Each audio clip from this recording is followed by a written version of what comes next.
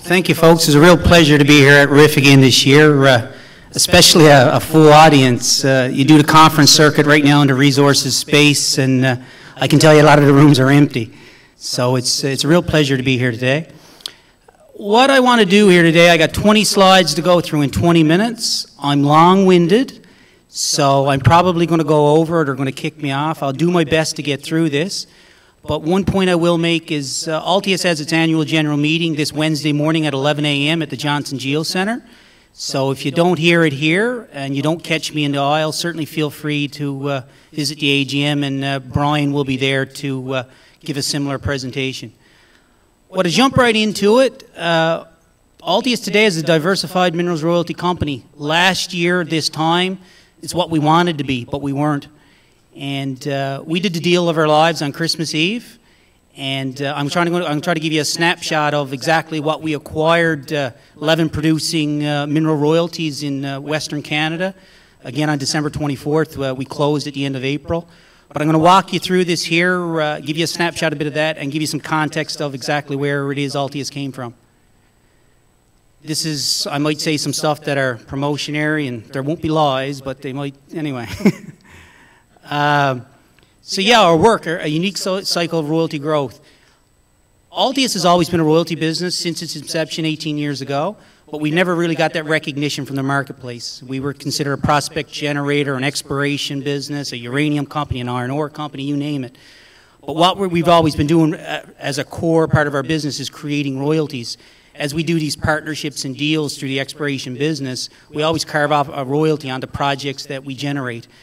And over time, we've been successful in making money, being very profitable in that strategy, and effectively we've redeployed that capital to augment the organic royalty creation with royalties we've acquired. So it truly is a virtual cycle of creating royalties, but as we create the royalties using the money we make to create them, to buy more, it's a continuous cycle.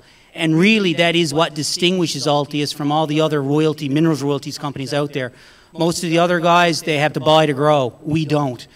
We actually generate projects. We've got a team of great geoscientists, and that's really our core ability.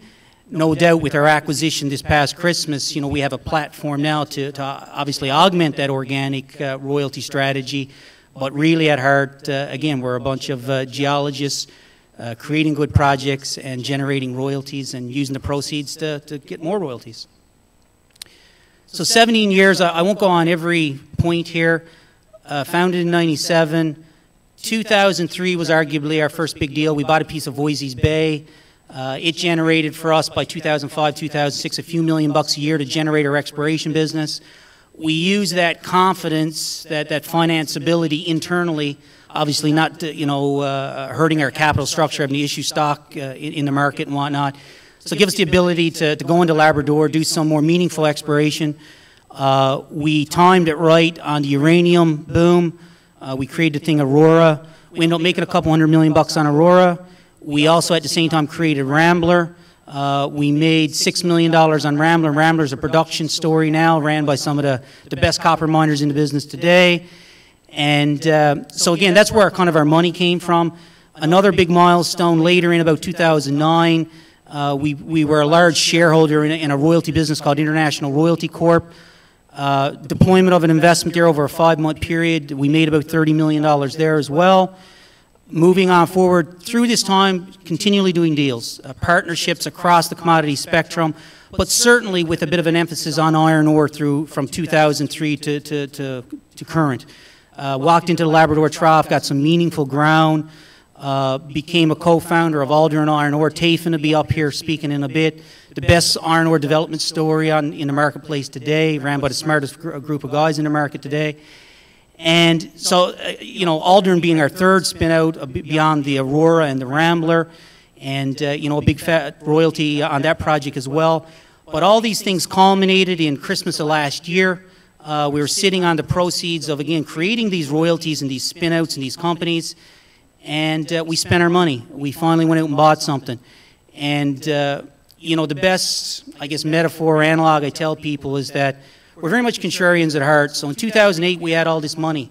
So we basically walked around with this money in our jeans for 5 years. And how many times did I get asked, when are you going to spend your money? When are you going to spend your money? When are you going to spend your money? And I used to keep asking Brian, when are we going to spend our money? But the gist of it is that we were waiting for the right timing in a cyclical market, being the resources space. You know, when resources, you know, it's a feast or famine market.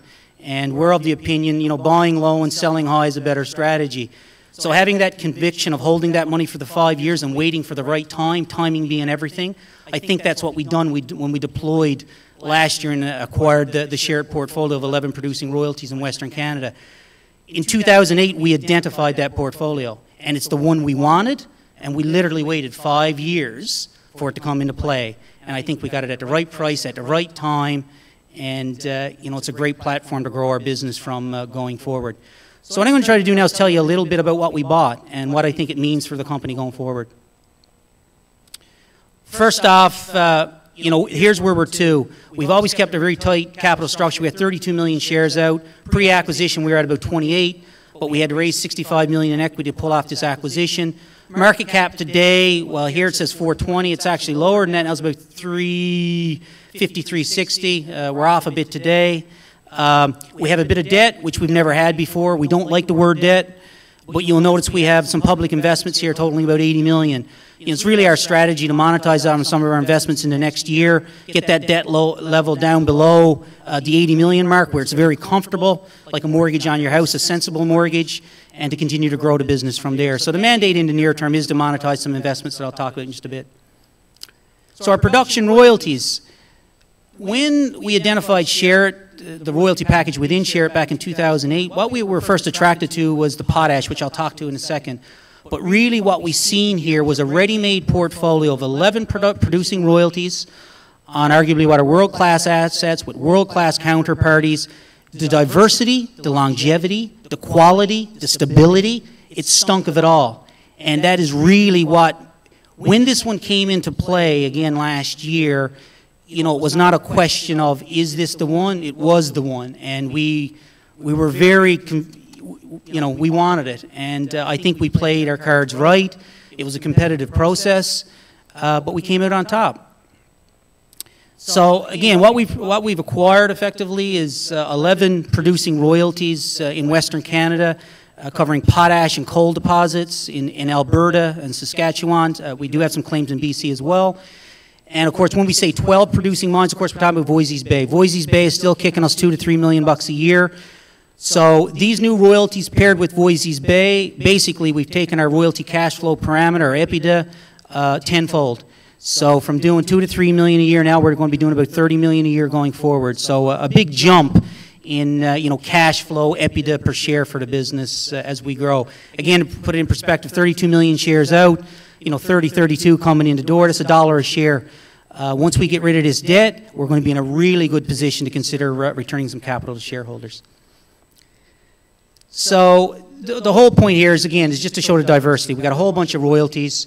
They're all providing a certain amount of royalty revenue to the spectrum here, but the counterparties as well. You know, we're talking about Potash Corp, Teck, Agrium, Mosaic, TransAlta, Atco. You know, these are grade A businesses. So another part in the royalty business that you want to be attracted to is knowing that you're going to get your royalty payments. And again, these companies are capable, they're world class, so another big part of the attraction to this particular royalty portfolio. Diversity. This is really what I love about it. You know, Altius, since its inception, is all about mitigating risk. Well, there's no better mitigation of risk than diversity.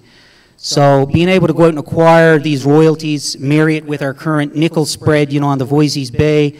As you can see, you know, revenue by asset here, you know, that's a pretty even carved pie. Revenue by commodity, we're looking at about 58% electrical coal. Some people think coal is a bad word, and in some circles it certainly is, but the thing you have to understand about our underlying coal royalties here, they're on what's called mine mouth, and effectively they are thermal coal mines that are being mined. The coal is shoved into a utility, it pumps electricity into the Alberta grid. Very symbiotic relationship. There's actually no commodity pricing exposure on the thermal coal. It's actually a per tonnage multiplier with an index to inflation. It's the most stable, boring cash flow you could ever want, but stability and reliability, you know, when you're in the mining royalty business is key. And we believe, you know, that electrical coal certainly provides that. Longevity, well, you you know, when I talked about stability, I talked about the thermal coal. Longevity, we're talking about potash. A big piece of this portfolio we bought as well is potash mining in Western Canada, specifically Saskatchewan. You know, if you believe the world's going to grow, society is going to grow, you know, people aren't eating as much rice as they used to. They're eating more beef, they're eating more cattle like we do here in North America. And what that means is that you're going to need more potash to fertilize the grounds to get the amount of you know, feed we need to come from that ground. So when we look at our potash royalties, what we see is potash on food. And the longevity of these assets, these mine lives, are anywhere from you know, 70 to 75 years. They're more like 100 years. I'm a geologist by background. I don't practice it as much as I used to. But it's my view, and I think it's Altius's collective view, that these are the best mineral deposits on the planet Earth, and we have royalties on them. So, again, the longevity of these potash assets, fantastic. Absolutely fantastic. So, again, just to talk on the coal royalties again for a moment, 53% of the baseload electricity in Alberta is coal, and a lot of it is these thermal, you know, mine mouth coal deposits, as I mentioned, which we have 3 royalties on. You know, I see no risk in these royalties. If you believe that, you know, Alberta's going to, come on, Alberta is the economic engine of Canada, of North America. It needs energy to grow, and, you know, coal is a big component of that. It's, you know, 53% of the base load. So unless you think they're going to turn the lights off in Lloydminster or Edmonton, somewhere like that, you know, these things are going to continue to tick. And, you know, our mine life on these things are on average about 22 years. So again, very stable, reliable, long-term royalties that are going to kick us a check every quarter for a very long time. So of the quantity of royalties, again, we have 6 potash royalties, you know, Agrium, Mosaic, Potash Corp, as I mentioned. One thing we really like about the potash, obviously, is the longevity and the fundamental to society being, again, royalties on food. But at the same time, when we acquired these royalties, we acquired them based on a certain throughput or production level, you know, at these various mines. But the reality is here is there's been billions of dollars of capital sunk in these respective operations to increase their throughput and output, i.e. increase our royalty payments conceivably. And we got that as basically free upside with this acquisition. So there's, you know, there's capacity. There's another 36% of potential capacity at these plants. And quite frankly, the potash deposits in Canada, because of their quality technically, and because of it being in Canada versus Belarus or Ukraine, whatnot, again, these are the best potash deposits in the world, and we have royalties on these. So again, we see a lot of stability, longevity, and upside in the potash royalties we've acquired in the years ahead. And quite frankly, this is what attracted us to the portfolio. It was originally the potash because, again, we're believers in the fundamentals of having royalties on food. Voisey's Bay, I'm not going to talk much about Voisey's because I've talked about it here before, but Voisey's is a world-class nickel asset. You know, it's paid us a lot of money to date. It continues to pay us $2 to $3 million a year. We acquired in 2003. We got payback in 2008. It's been free money ever since. And that's really what royalties are about, is that, you know, buy them at the right price and achieve that payback and then get the tails of production and whatnot. You know, when you're getting, I'll call it free cash flow beyond what you paid for it, you know, that's a good, you know, it's a good return on your investment. It's a good return on capital. And again, to use Voisey's Bay as an example, that's really what we see in the potash. You know, we'll be the next 10, 15 years here collecting these cash flows, effectively paying in part for the acquisition. But beyond that period, you know, we're going to get 60 years effectively of free cash flow that we didn't have to pay for. And that's what we really love about long life assets in the mineral royalty world. Royalty growth potential. Again, this is really what's been our core business. It's been creating royalties, and this is defining criteria that distinguishes us from all the other royalty businesses, is that we have royalty growth embedded within the company because we do it organically. And, you know, we haven't recognized on that yet, to be blunt, but it's things like Alder and Julian Lake that we believe is a part of our future and will be very significant quantums of income to augment our existing royalty cash flow in EBITDA and, i.e. the growth within the company. Game changers, quite frankly, going forward. Cami, I'm not going to say much about Cami. Tafin's right up after. All I can say is that, look, we founded the company and whatnot back in 2008 with Mark Morabito. Mark went later and he recruited Tafin and Brian and Matt and all those guys. And this has been an exceptional story where this has come as an asset, where it's come with the jockeys being, the management group to get it where it's to. It is hands down the best iron ore development story on the planet Earth. And if there's another iron ore mine going to get built, I believe this is the one. So Tafin's going to tell you a lot about this in a second. Julian Lake is another, great project, currently held by the province of Newfoundland and Labrador. We have a strategic land position around the asset. We are in discussions and negotiations, as disclosed back in April, with the provincial government and 2 Fortune 500 Chinese companies. And we're very confident we will come to a successful conclusion to those negotiations that we can announce to the market in due course here. A very exciting project. Again, I'm not going to get into the technical attributes of the project, but it's a last man standing type asset. Very good iron ore grade, strip ratios, all the good stuff that Tafin understands way better than I do.